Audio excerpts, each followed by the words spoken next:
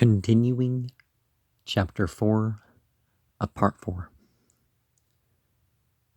It agrees, too, with the physical conditions of the Mount of Beatitudes, if that selected by tradition be the Mount as the descriptions given above exhibit, especially the passage from Dr. Robinson, which is italicized. It agrees with such incidents as this. Matthew says that he sat, Luke that he stood, and the former he naturally would do on rising ground, the latter on a plain. Matthew represents his audience as coming to him after he had taken his seat, Luke as being about him when he began, and this is just what would have taken place if the case be as supposed above. It is to be noticed also that the case of the centurion in Capernaum follows close upon Matthew's account, and immediately upon Luke's, thus drawing these two discourses together in the history. Before entering upon a consideration of the teachings of the extraordinary sermon, let us endeavor to please ourselves amid the circumstances of its delivery. The spot was one of the most beautiful in all Palestine, while on other occasions Jesus preferred the unostentatious and obscure. He seems to have selected the most enchanting spot in nature as the temple in which to open his ministry. Travelers are wont to liken the mountain scenery of Galilee to the finest in their native lands. The Swede Hasselquist to East Gothland and Clark, the Englishman to the romantic dales of Kent and Surrey. The environs of the Galilean Sea have been compared with the border of the Lake of Geneva. By Tholic,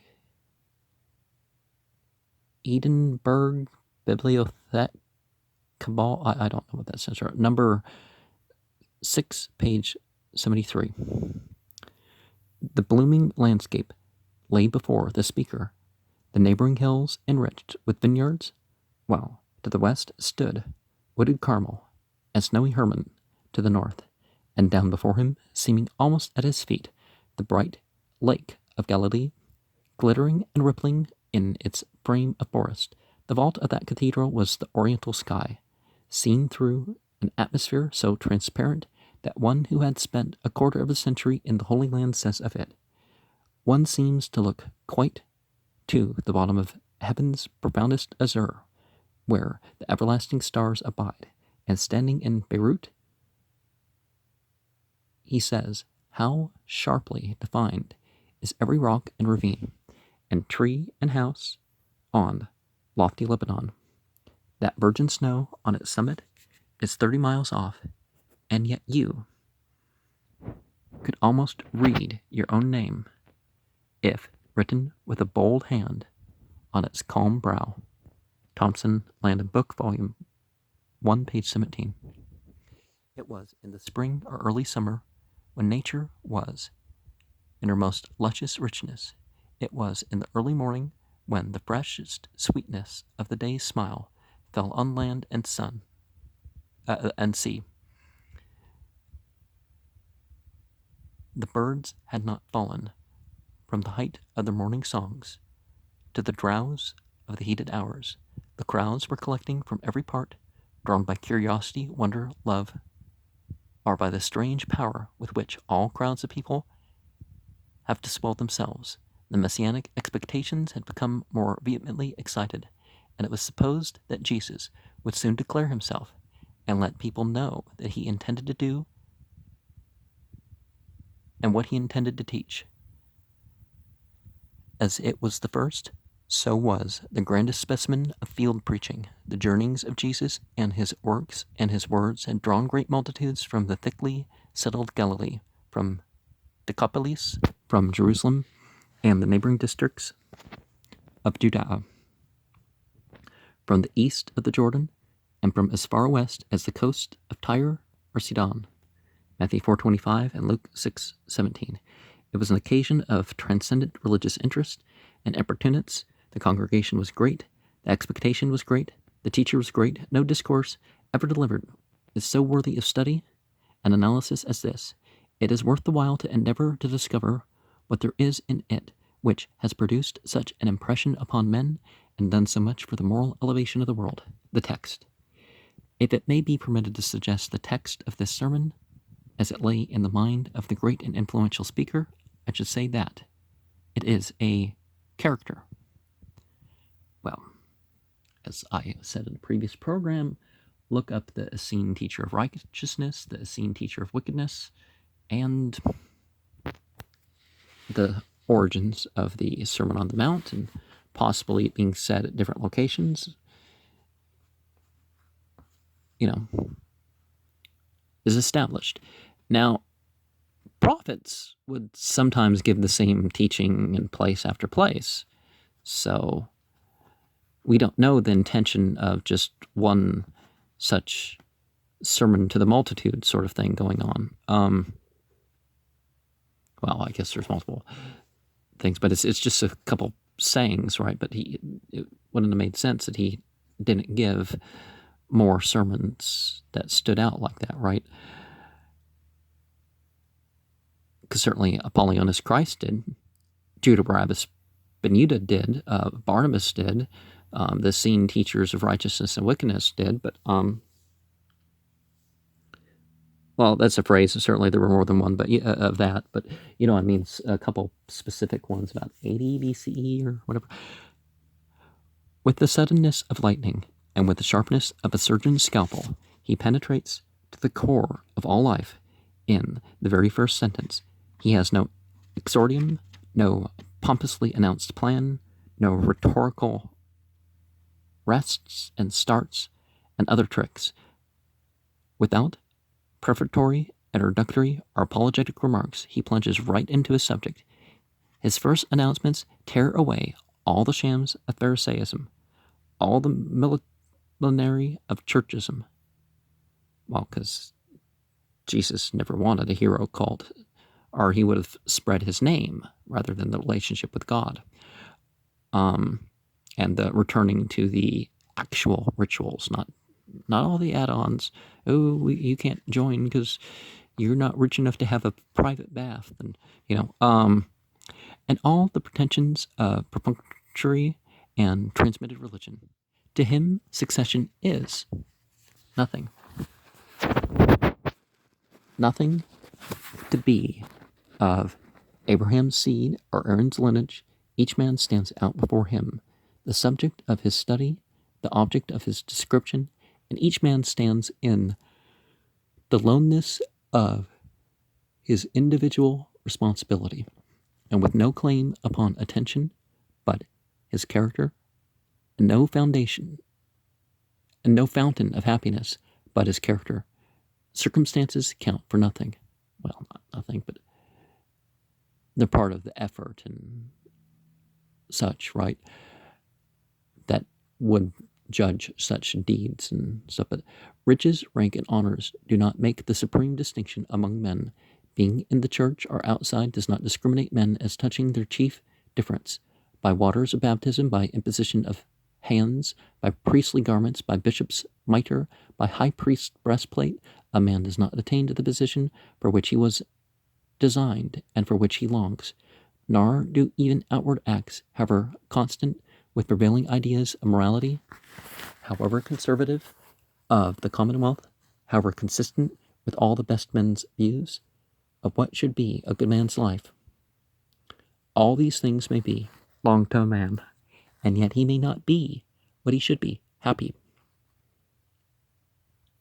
The great distinction among men lies in this, the being happy and blessed or otherwise, not in being free from care, bereavement, the saddening facts of human history which fall into every man's life at some time, but in having such a character so that the outward shall neither weaken nor contaminate the inner, so that the man shall not depend upon fountains outside, but be secure in the possession of springs inside.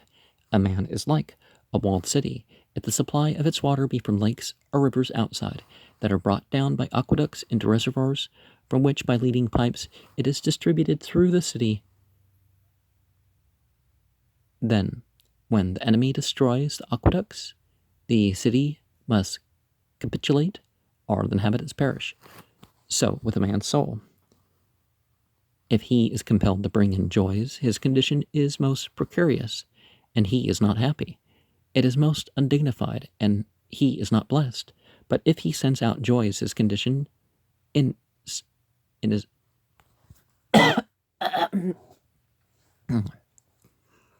his condition is in his own hands, and he is happy.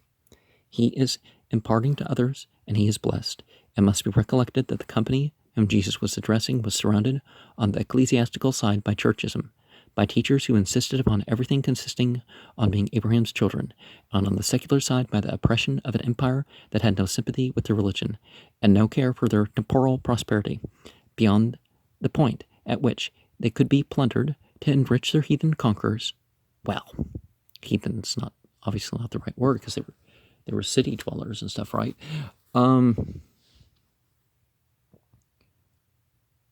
They were longing for a Messiah, a messenger from Jehovah, who should be their deliverer. But he would not hasten his coming, and their souls were faint with expectation. Because tend to be more the Jew rather than the Roman who was living in a hut. So, naturally these people needed rest and happiness. This great teacher taught them the lessons men need in all ages, a religion which makes the man the master of circumstances.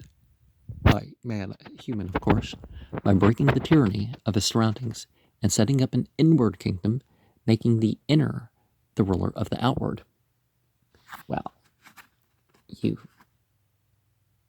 rule your actions and stuff like this, but this slave mentality or this ruler mentality is not quite where we should be at, right? It was a reversal of all the rabbis. It was a reversal of all the rabbis had taught them, and all their conquerors had impressed upon them.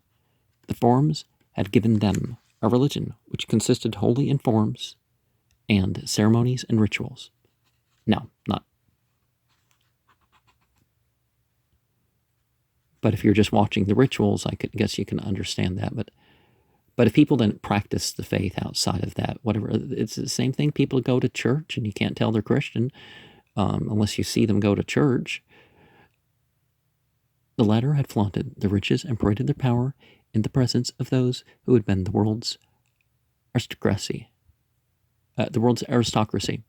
but who were then impoverished, degraded, and disheartened. David's glory and Solomon's splendor had paled before the magnificence of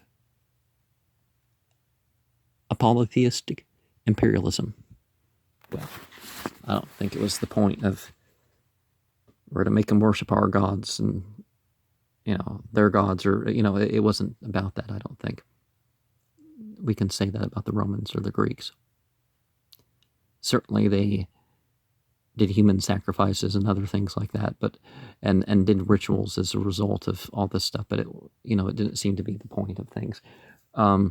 Very far away seemed all the grand history of the march of their ancestors through the desert, when Jehovah, don't pronounce the B and don't pronounce the J, but pronounce Y and W instead, cared for their commissariat and went through before them in the solemn pillar of fire and cloud. While God being omnipresent doesn't mean that God's only the one place, but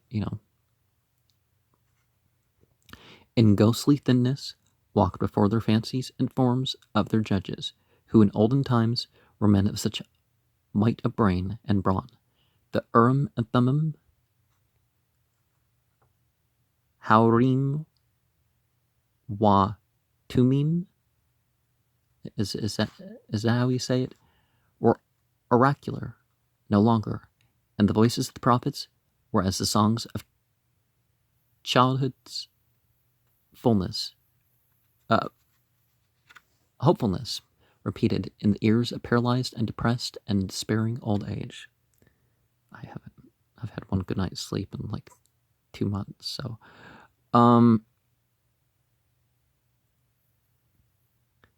well, the people just weren't trained with it. You're supposed to be trained with the doctrines that you're supposed to be thinking up. You're supposed to be trained with the 16 things that you see, 8 on each side, and how to interpret their combination and how it reflects to all that other stuff. So it's not the same thing as the little fluorite stones answering for you.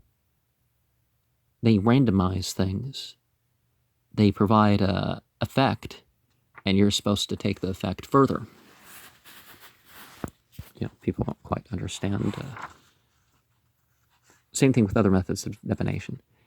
And they were looking for a temporal deliverer, one who should break the Roman yoke, if that could be done, if Caesar's power could be thrown off, if a king should sit on David's throne, with whom Caesar would be compelled to treat as with a superior, if all nations acknowledge the Hebrew supremacy, then the land should flow with milk and honey, and all the trees of the field should clap their hands, and under every vine and every fig tree should be seated a contented and happy Jew, and the days of the right hand of the Most High should visit and rejoice as chosen. Alas, poor people, they could not rid themselves of the common hallucination that a man is made happy by his surroundings. They could not see that the Roman who had might and glory was not a happy man. Well, if Tonic says that there's going to come a time when they're going to be known as the chief oppressors in the region, and 2 periods the Israelites rise to power and fall, 2 periods the Jews have, and we're in the Zionist periods, and one of the periods of the Zionists, it's going to be ended by those people from the north. The Russians Federation is what we call it now. People out of Moscow, basically. And so you don't want to take the side of the blue stripers. And no, it's not about all the Jews. It's just, supremacy. No, Israel's not known for its supremacy. Oh, it has some weapons, but it's not known as, it's not the tribe, it's the weapons. Behavior-wise and stuff like this, it's sort of the worst in the region. And use of knowledge, again, some of the worst in the region.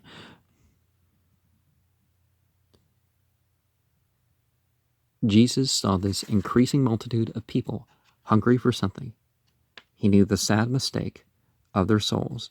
He had shown himself in all his life a person of exquisite and profound sympathy. On this occasion, he seemed full of an interest which was growing in him. And when the time came, and they were looking that he should declare himself, that he should define his position, that he should give some intimation of his designs and perhaps of his plans, that he should at once openly unfurl the banner of the Messianic campaign. Black flags unite, right? And make a distinct demonstration against the Roman Empire. Then he opened his mouth and taught them. That was all. Well, you have to start with the green flag, right? And it was teaching that had truth and authority in a manner to make it impressive, and has been making greatness and goodness for man from that day to this. And, the end goal, of course, is the white flag, which, how it became a symbol of surrender in the West is,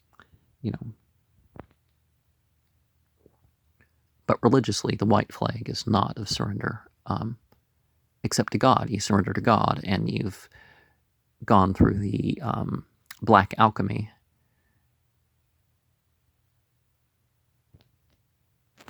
In order to get that point. The attitudes, elements of lofty character. Okay.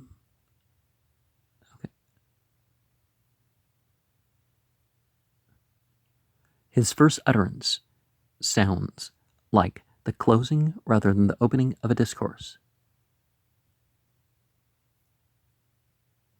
It sounds as if much had gone before, very many questions and no little discussion, and now the conclusion of the whole matter was to be stated. He struck very far away from all they were looking at.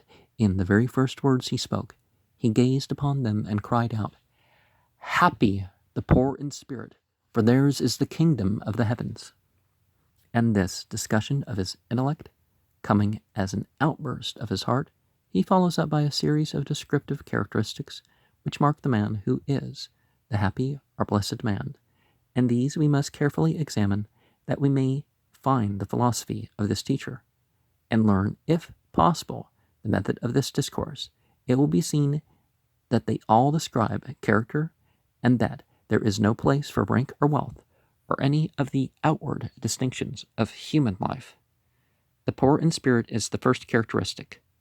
As this is a kind of keynote, it is not to be wondered that there has been much diversity of opinion as to the meaning of Jesus.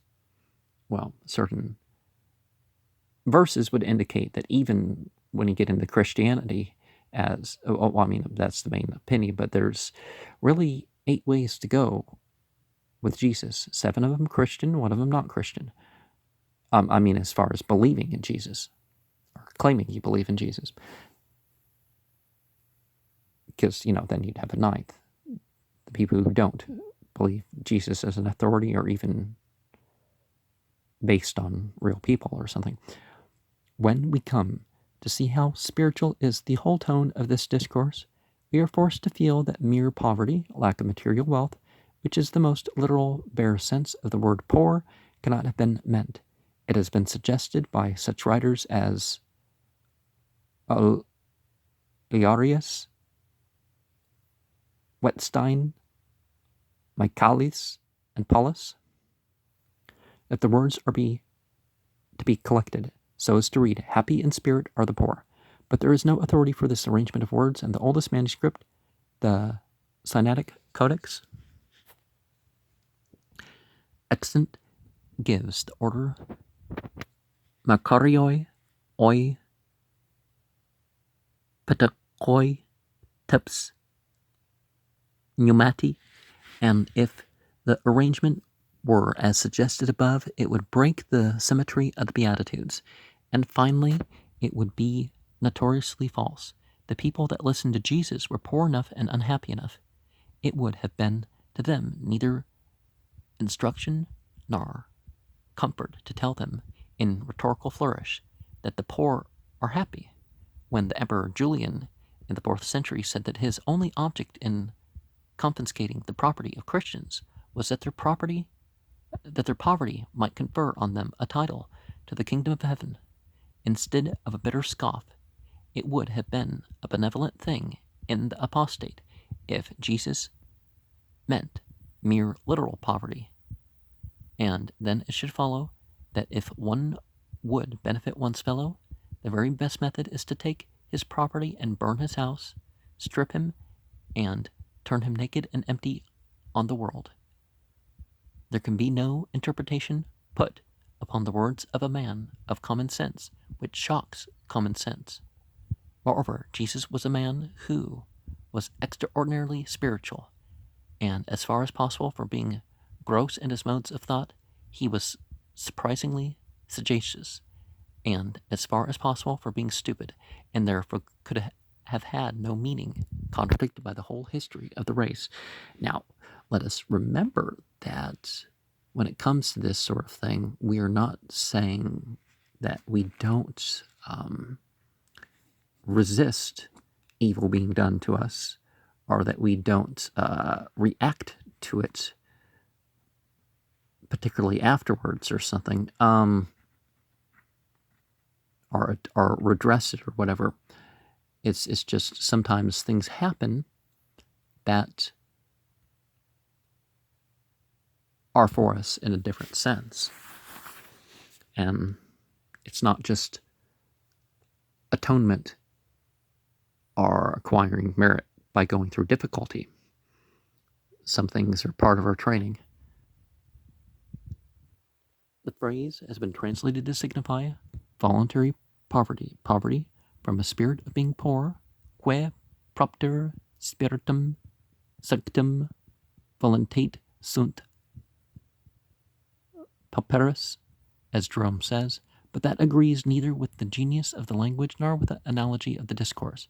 Precisely the same grammatical construction recurs in verse 8, and the reader will see how violent a similar rendering would be in that passage. There are two interpretations which may be accepted as being more natural under the circumstances and more in accordance with the whole drift of the discourse. One is by Clement of Alexandria, who thinks that when Jesus pronounced the poor blessed, he meant all those who, whether as to worldly goods, rich or poor, do inwardly sit loose from their property, and consequently in that way are poor. A view similar to that of Paul in 1 Corinthians 7:29. They that have as though they have not. That may be a truth included in what Jesus taught on this occasion. But is that the teaching? Let us see if we cannot find a still more natural interpretation. Let us recollect the state of mind of those whom he was addressing. What specially made them unhappy was their sense of their worldly poverty as individuals and as a nation. In any age of this world, to any people, that is most galling. The embarrassments and degradation of such a condition go far towards breaking the spirit of a man.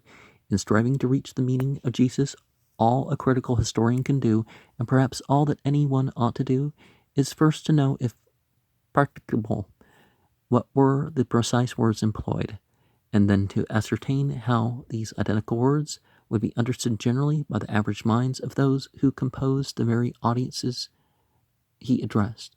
If the speaker be not a fool or a charlatan, he will strive to find for his ideas just those words which, when uttered to the ears of another, will put in the mind of the hearer the idea that is in the mind of the speaker.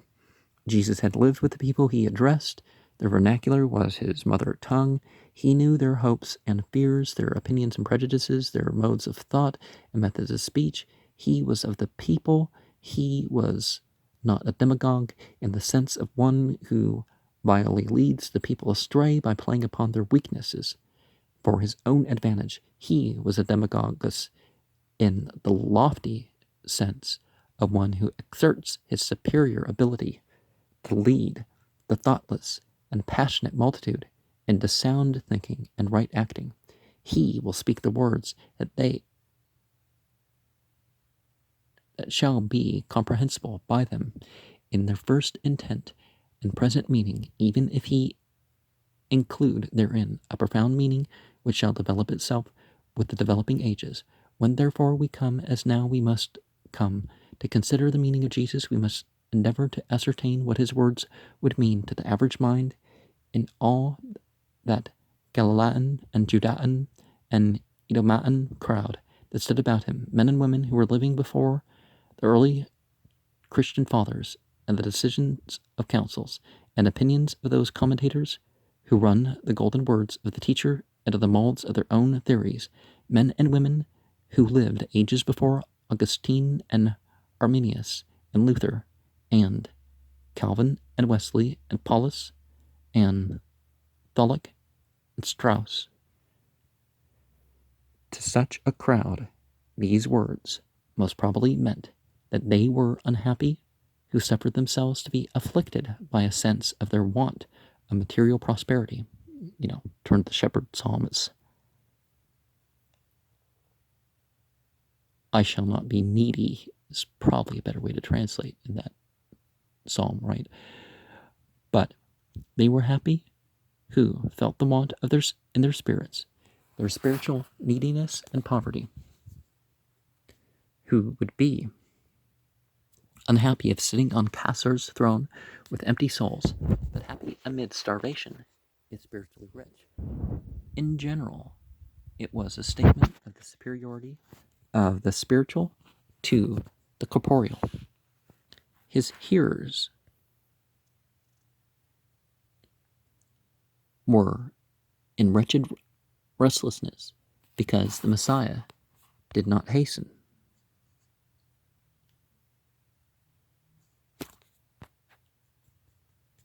to come and break the Roman yoke. Well, see, they needed to break it for themselves, because the Messiahs were people to follow, not, they didn't save anybody who didn't want saved. Didn't want saved enough to, actually do something about it. They felt their poverty as to the flesh, but not their poverty as to the spirit, and they were unhappy. The first words of Jesus in this discourse were such as shocked their hopes of secular deliverance. It is as if he had said, "My countrymen, you desire me to lead a revolt against the Roman Empire. You have confidence in my ability to achieve success. Your feelings of poverty intensifies your desire for enterprise. You think that the kingdom of this world would be open to you, but I come to show you another way, a way that leads out to a larger and wealthier place. Happy are they who feel their spiritual necessities, for the kingdom of the universe is open unto them." In Luke 6:20, it calls it the kingdom of God. The most natural translation of the phrase in Matthew is the kingdom of the universe, but both mean finally the same thing, as God reigns throughout the universe. So why would God just be limited to some pillar of volcanic smoke or something? Now this is a proposition, a consciousness of truth, which may be achieved in any man's experience, in some measure, in any age of the world.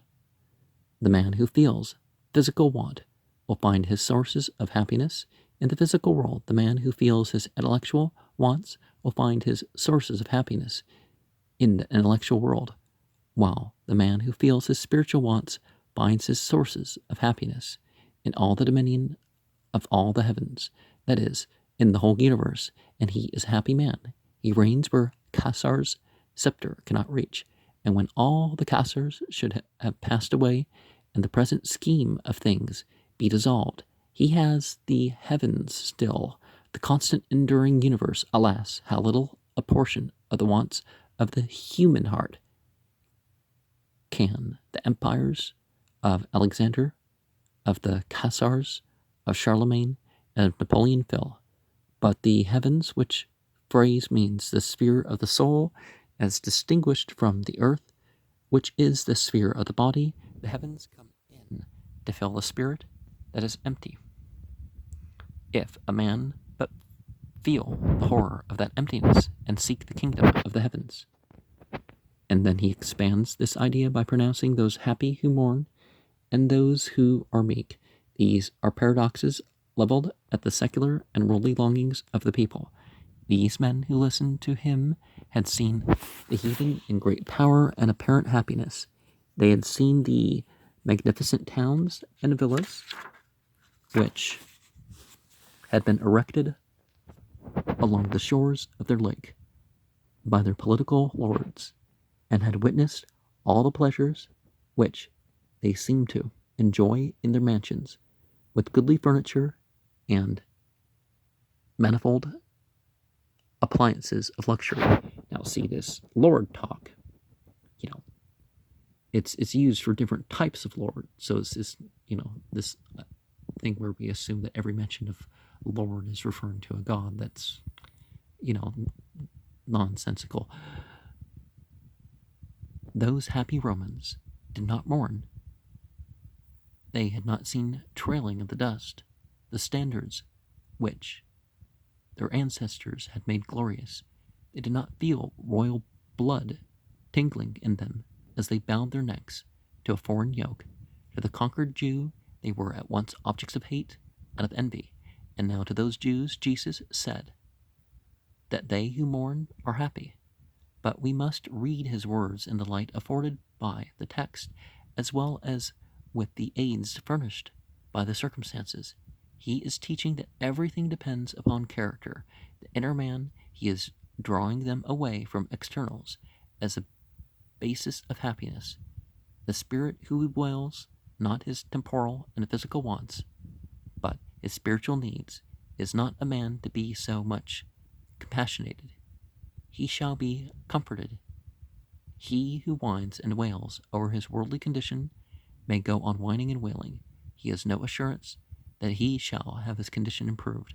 But the man, rich or poor, king or peasant, who feels that to be poverty-stricken in his soul is to be the greatest misfortune, and one by all means to be remedied, who, when he detects himself lacking truth, courage, self-control, mourns over that more than over the absence of meats and wines and couches and whatever money buys, such a man is a blessed man, for he shall be comforted.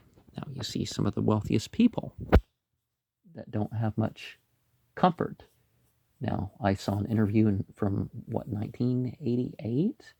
This guy, he's still around. He was a Hitler Youth, and he does stuff to the economy to relive some of the joys that he had as a Hitler. So, but he seems rather miserable otherwise, right? And really, that's where you get your joy, I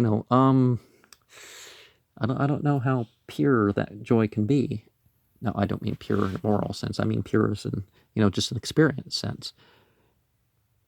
The Jews had lost Judah, a conquered people who remain in the land, are greater sufferers than those who are banished or go voluntarily into exile. The Jews remained on sufferance. They were put under the yoke, subjugated, saw others rule what had once belonged to them, and had been under their control and fee. Having been masters, they were now slaves. They were far from being meek. They were very far from submitting to the inevitable, but kicked against the pricks, and rubbed against the yoke, and aggravated their sufferings by their hatred of the conqueror, and by foolish, vain, unfounded hopes. Well, you can be a slave, but be a abdiya. That's the name of a book in the Bible, or it's one of those 12 minor prophets that are put in the same book. But yeah, once more, Jesus turned them from the outside to the inner man and pointed to the happiness of those who were gentle in spirit, who soothed themselves and those about them by the quiet self-possession of their own souls. Again, he disappointed their political hopes by giving a spiritual interpretation to a phrase with which they were familiar. Compare Deuteronomy 19:14, Psalm 25:13, 37:9 for the variations of this phrase. The land is spoken of repeatedly through Deuteronomy as belonging to the Jewish people. All are familiar with the words in the fifth commandment. Jesus in this passage uses the precise phrase which occurs in Psalms 37:11. Their land was holy land because promised land given by Jehovah to Abraham and his seed to possess it. It was to them the type and the perpetual prophecy of that better land beyond death. There never has existed a people who had a more desperate and fanatical attachment to the soil upon which they were born than the Jews. Their patriotism was their religion, and their religion, their patriotism, the land of Abraham was heaven on earth. To be in Abraham's bosom was to consummate the hopes of earth by whatever bliss might be in heaven.